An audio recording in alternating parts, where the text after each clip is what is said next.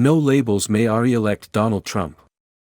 The centrist group's candidate would take unenthusiastic voters away from Biden. George Will is the latest commentator to view with equanimity the prospect of a no-labels-led bipartisan presidential campaign. One or both of the major parties might, depending on their calculations of a third candidate's appeal, accuse no labels of being a spoiler, he wrote in a Washington Post column last week. Let those parties try to explain how today's politics could be spoiled. I'm happy to accept Mr. Will's challenge. In 2010 I helped start No Labels to foster bipartisan solutions to our country's most important problems. Last month, after more than a decade, I felt compelled to resign in disagreement over its decision to launch a bipartisan presidential campaign. The major independent and third-party candidates Mr. Will lists, from Theodore Roosevelt in 1912 to Ross Perot in 1992, have something important in common: none came close to winning, not even the charismatic former president who outpolled the incumbent of his former party and ended up on Mount Rushmore. It is possible, I suppose, that 2024 will be the year in which disaffection with the two major parties will run so deep that a third force can break their grip on the electorate. But the odds are low. The structure of contemporary party competition makes unavoidable the question of which of the established parties an additional option would more negatively affect.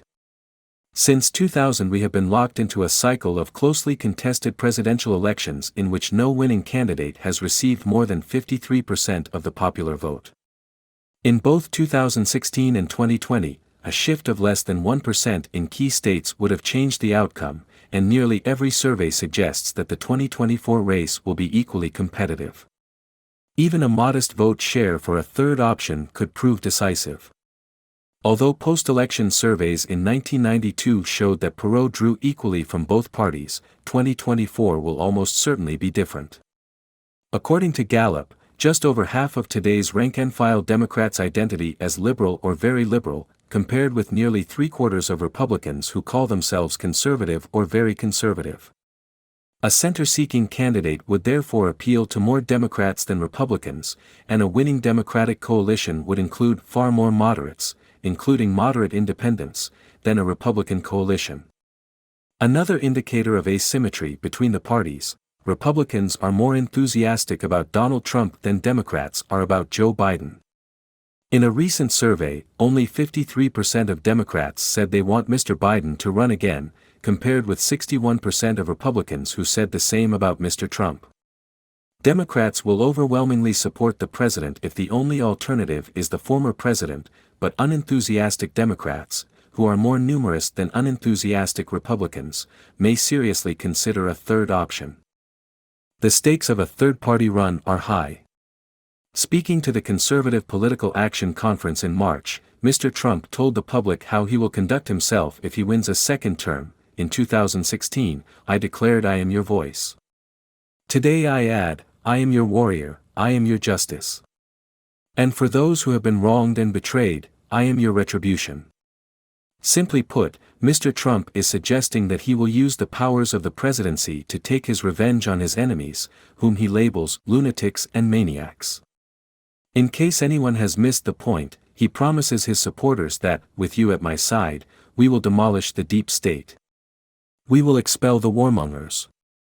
We will drive out the globalists, we will cast out the communists, we will throw off the political class that hates our country. Mr. Trump's world is divided into friends and enemies. He rejects the idea of legitimate opposition and draws no distinction between politics and war.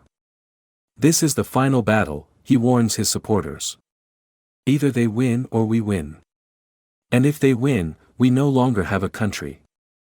After his refusal to accept the results of the 2020 election, which culminated in the events of January 6, 2021, no one should dismiss these words as overheated rhetoric. Against this backdrop, Mr. Biden's shortcomings fade into insignificance. There is no equivalence between Mr. Biden and his predecessor, and indifference to the outcome of a rematch is irresponsible.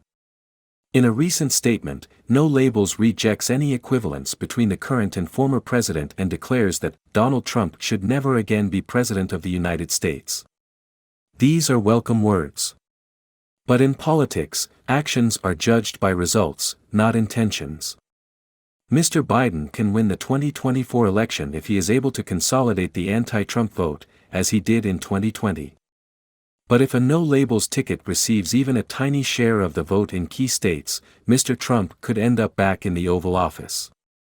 No-labels leaders have promised to end their campaign if it becomes clear that their ticket will be a spoiler. The sooner they reach this conclusion, the better.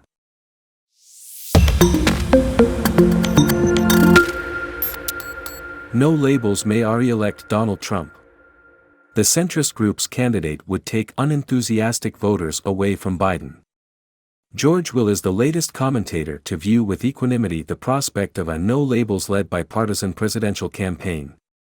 One or both of the major parties might, depending on their calculations of a third candidate's appeal, accuse no labels of being a spoiler, he wrote in a Washington Post column last week.